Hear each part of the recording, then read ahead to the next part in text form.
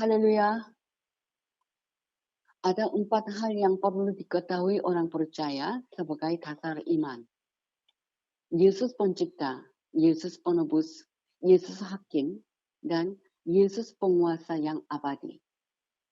Alkitab dimulai dengan Allah yang menciptakan segala sesuatu dan diakhiri dengan Allah yang memerintah dan berkuasa atas segala sesuatu untuk selama-lamanya. Kejadian 1 ayat 1 dan kitab Wahyu pasal 22 ayat 4 dan 5. Di akhir zaman ini ada banyak khotbah dan ajaran tentang Yesus Penebus, Yesus Hakim, dan Yesus Penguasa. Akan tetapi, Yesus sebagai pencipta tidak banyak. Salah satu alasannya karena kurang memahami adanya perbedaan antara kata menciptakan dan kata membentuk dalam penciptaan. Maka sekarang kita mau membahas bagaimana Allah telah menciptakan dan membentuk langit dan bumi dan segala isinya. Bagaimana Allah telah menciptakan dan membentuk langit dan bumi dan segala isinya? Kolose 1 ayat 16 menyatakan bahwa segala sesuatu telah diciptakan. Saya membaca Kolose 1 ayat 16. Karena di dalam Dialah telah diciptakan segala sesuatu yang ada di surga dan yang ada di bumi, yang kelihatan dan yang tidak kelihatan, baik singgasana maupun kerajaan, baik pemerintah maupun penguasa, segala sesuatu diciptakan oleh Dia dan untuk Dia. Sedangkan Kejadian 2 ayat 7 dan ayat 19 menyatakan bahwa Tuhan Allah telah membentuk Adam dan segala binatang hutan dan segala burung di udara dari debu tanah. Saya membaca Kejadian 2 ayat 7.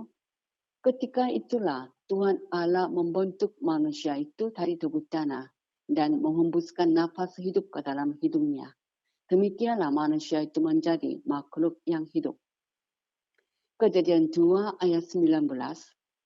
Lalu Tuhan Allah membentuk dari tanah segala binatang hutan dan segala burung di udara. Dibawanya lah semuanya kepada manusia itu untuk melihat bagaimana ia menamainya. Dan seperti nama yang diberikan manusia itu kepada tiap-tiap makhluk yang hidup, demikianlah nanti nama makhluk itu. Kolose pasal 1 menyatakan bahwa segala sesuatu telah diciptakan oleh Dia dan untuk Dia. Sedangkan Kejadian pasal 2 menyatakan bahwa Tuhan Allah membentuk manusia itu dan segala binatang hutan dan segala burung di udara dari debu tanah. Kalau begitu, apa yang benar? Diciptakan atau dibentuk? Bahan-bahan telah diciptakan oleh firman Allah. Kemudian Tuhan Allah membentuk manusia dan binatang dan burung-burung dengan bahan-bahan yang telah diciptakannya. Allah berfirman, materi-materi diciptakan dari apa yang tidak ada menjadi ada. Kemudian Tuhan Allah membentuk segala sesuatu dengan tangannya dari materi-materi yang telah diciptakannya. Ketika Allah menciptakan para materi-materi, Allah memiliki iman, yaitu apa yang dikatakannya pasti akan terjadi. 1 Korintus 13 ayat 13. Dengan iman, alam semesta telah dijadikan oleh firman Allah, sesuai dengan Ibrani pasal 11 ayat 3. Dengan firman-Nya, apa yang tidak ada menjadi ada. Roma 4 ayat 17. Saya akan membaca 2 Petrus 3 ayat 5. Mereka sengaja tidak mau tahu bahwa oleh firman Allah langit telah ada sejak dahulu dan juga bumi yang berasal dari air dan oleh air. Kalimat oleh firman Allah langit telah ada. Kalimat ini dalam New English Bible Translation. There were heavens and the earth long ago, created by God's word. Telah ada langit dan bumi dahulu kala, diciptakan oleh firman Allah. Tuhan Allah berfirman materi-materi menjadi ada atau diciptakan dari yang tidak ada. Kemudian Tuhan membentuk langit dan bumi dan segala isinya dari materi-materi yang telah diciptakannya. Ibrani 1 ayat 10b menyatakan bahwa langit adalah buatan tangan Allah. Alkitab bersaksi bahwa Adam dibentuk dari debu tanah. Saya akan membaca Kejadian 2 ayat 7. Ketika itulah Tuhan Allah membentuk manusia itu dari debu tanah dan menghembuskan napas hidup ke dalam hidungnya. Demikianlah manusia itu menjadi makhluk yang hidup. Kalimat Tuhan Allah membentuk manusia itu dari debu tanah. Kalimat ini menunjukkan tubuh manusia yang dibentuk dari debu tanah. Kejadian 3 ayat 19. Sedangkan roh dan jiwa manusia, yaitu manusia batinnya, telah diciptakannya berdasarkan Kejadian 1 ayat 27 dan Kejadian 5 ayat 1. Dan Tuhan Allah membentuk juga segala binatang hutan dan segala burung di udara dari debu tanah. Saya membaca Kejadian 2 ayat 19. Lalu Tuhan Allah membentuk dari tanah segala binatang hutan dan segala burung di udara. Dibawanya lah semuanya kepada manusia itu untuk melihat bagaimana ia menamainya. Dan seperti nama yang diberikan manusia itu kepada tiap-tiap makhluk yang hidup, demikianlah nanti nama makhluk itu. Jadi Adam dan segala binatang hutan dan segala burung di udara dibentuk dari debu tanah. Tetapi Hawa telah dibangun, yaitu dibentuk dengan skill dari salah satu tulang rusuk Adam. Saya akan membaca Kejadian 2 ayat 21 sampai dengan 23.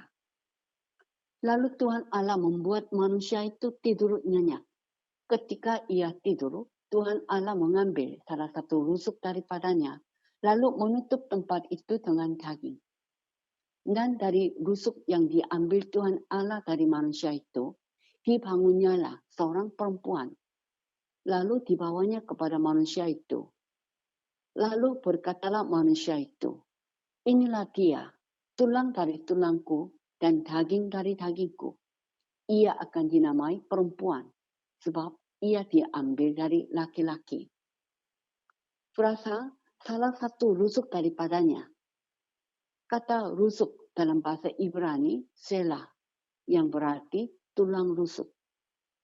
Secara harafiah, selah adalah tulang rusuk, tetapi secara figuratif, samping atau kamar. Alkitab berkata bahwa Tuhan Allah mengambil salah satu tulang rusuk Adam, lalu membangun Hawa dengan tulang rusuk itu. Kita percaya apa yang tertulis dalam kitab suci semaksimal secara harafiah, bukan secara figuratif, kiasan. Kalau dikatakan rusuk, selah, ya itu tulang rusuk, selah. Kita percaya, cerita, Hawa dibangun Tuhan Allah dari tulang rusuk Adam secara harafiah. Seperti papa-papa iman di dalam gereja maupun Yahudi Ortodoks yang percaya cerita Hawa dari tulang rusuk Adam secara harafiah. Menurut tafsiran teologi corporeality, tulang rusuk Adam bukanlah tulang rusuk Adam, tetapi di sisi atau di samping Adam. Karena mereka menafsirkannya secara figuratif, kiasan. Demikian juga, teologi corporeality menafsirkan kitab Wahyu secara figuratif, sedapan mungkin. Kita percaya seluruh Alkitab, dari kitab Kejadian sampai kitab Wahyu, secara harafiah semaksimal. Kalau tertulis dalam kitab suci bahwa darat tangannya lah yang membentuknya. Di dalam Mazmur 95 ayat 5b, kita percaya tangan Allah, ya sungguh tangan Allah yang membentuk darat. Kalau dikatakan 1000 tahun dalam kitab Wahyu sebanyak 6 kali, dari kitab Wahyu pasal 20 ayat 7 sampai dengan 7. Ya, sungguh selama 1000 tahun lamanya kerajaan Kristus akan berlangsung di bumi. Demikian juga 7 tahun masa kesusahan menurut Daniel 9 ayat 27. Ya, sungguh 7 tahun lamanya masa kesusahan akan berlangsung sebelum zaman kerajaan Kristus selama 1000 tahun. Dalam kitab Wahyu pasal 6 sampai dengan pasal 20. Allah telah membentuk bumi dan langit dengan tangannya. Kita percaya bahwa tangan Allah yang membentuk langit dan bumi, sebagaimana manusia dan segala binatang dan segala burung di udara telah dibentuk dari debu tanah oleh tangan Allah. Tentang Tuhan Allah yang telah membentuk bumi dengan tangannya, tercatat dalam Mazmur 90 ayat 2 dan Mazmur 95 ayat 5. Saya akan membaca Mazmur 90 ayat 2. Sebelum gunung-gunung dilahirkan dan bumi dan dunia diperanakan, bahkan dari selama-lamanya sampai selama-lamanya, Engkaulah Allah. Kata dilahirkan dalam Authorized Version, were brought forth, telah dijadikan. Kata diperanakan dalam Authorized Version, has formed, telah dibentuk. Jadi, kita membaca Mazmur 90 ayat 2. Sebelum gunung-gunung telah dijadikan dan bumi dan dunia telah dibentuk, bahkan dari selama-lamanya sampai selama-lamanya, Engkaulah Allah. Bumi telah dibentuk oleh tangan Tuhan, sebagaimana langit telah dibentuk oleh Tuhan Allah.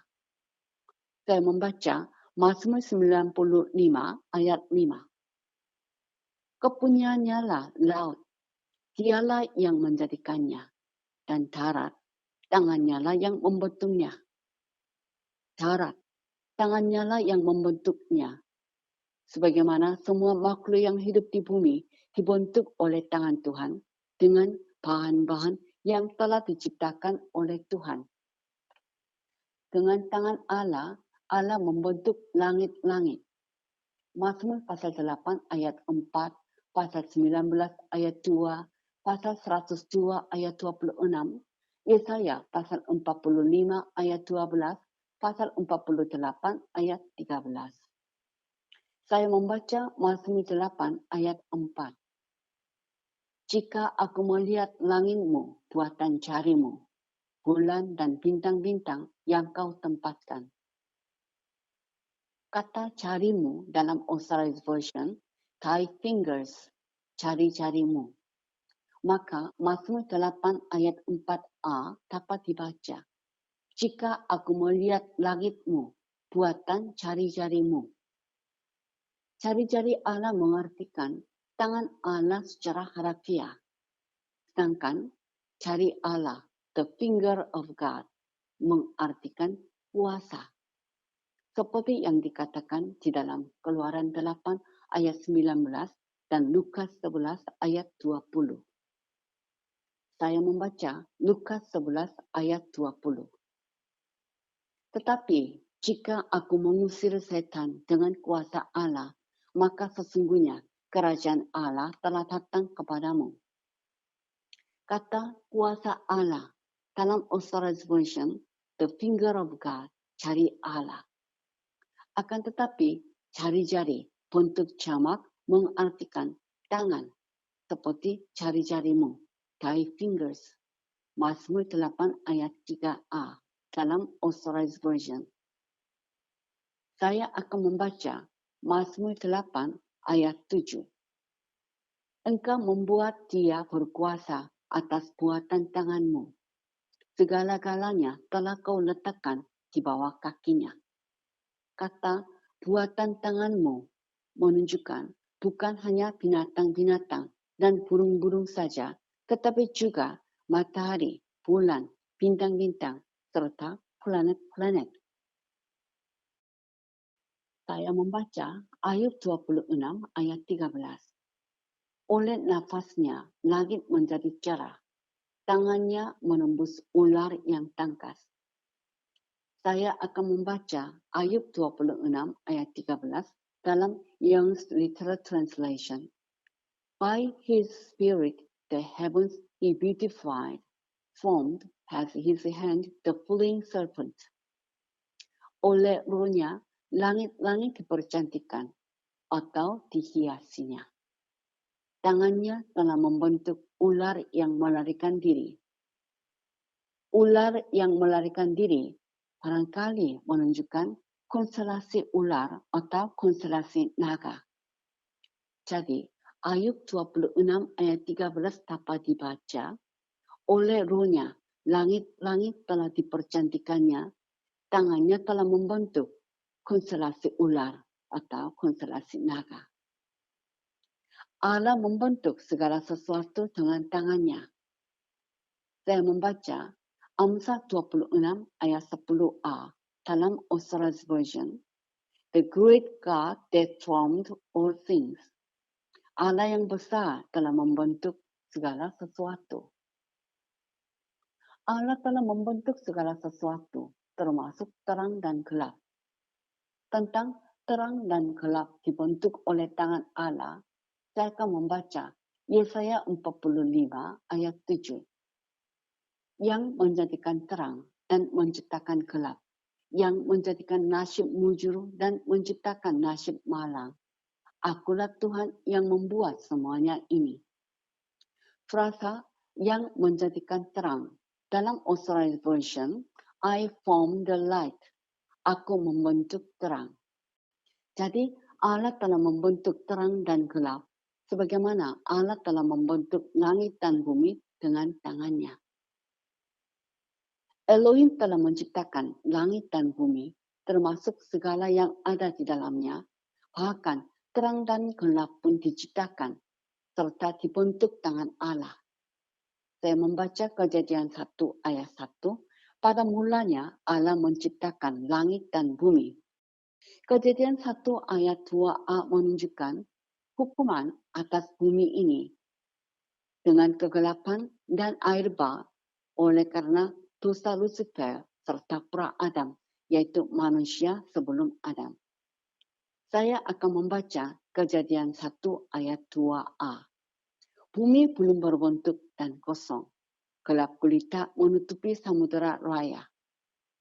Kata gelap gulita menunjukkan bahwa matahari tidak diizinkan oleh Tuhan untuk menyinari bumi ini, sehingga semua yang ada di atas bumi telah dihukum mati akibat dosa Lucifer yang menyerang dari bumi ke surga. Kejadian 1 ayat 2b menunjukkan pemulihan selama 6 hari pada zaman Adam dengan roh Allah melayang-layang di atas permukaan air. Kata roh Allah menunjuk Roh Kudus, pribadi ketiga dari Tritunggal, bukan rohnya Bapa sendiri. Jadi, Roh Kudus melayang-layang atau mengerami di atas permukaan air untuk menciptakan kembali bumi yang telah dihukum dengan air bah dan kegelapan. Kejadian 1 ayat 3 sampai dengan 5 menjelaskan tentang hari pertama dalam penciptaan kembali. Terang diizinkan Tuhan untuk menyinari lagi bumi. Lalu dipisahkan nyala terang itu dari gelap. Hari pertama dari 6 hari penciptaan kembali, matahari diizinkan bersinar lagi. Bukanlah terang itu dibentuk pada hari pertama. Sekarang saya menyimpulkan bahwa Kejadian 1 ayat 1, matahari telah bersinar di atas muka bumi.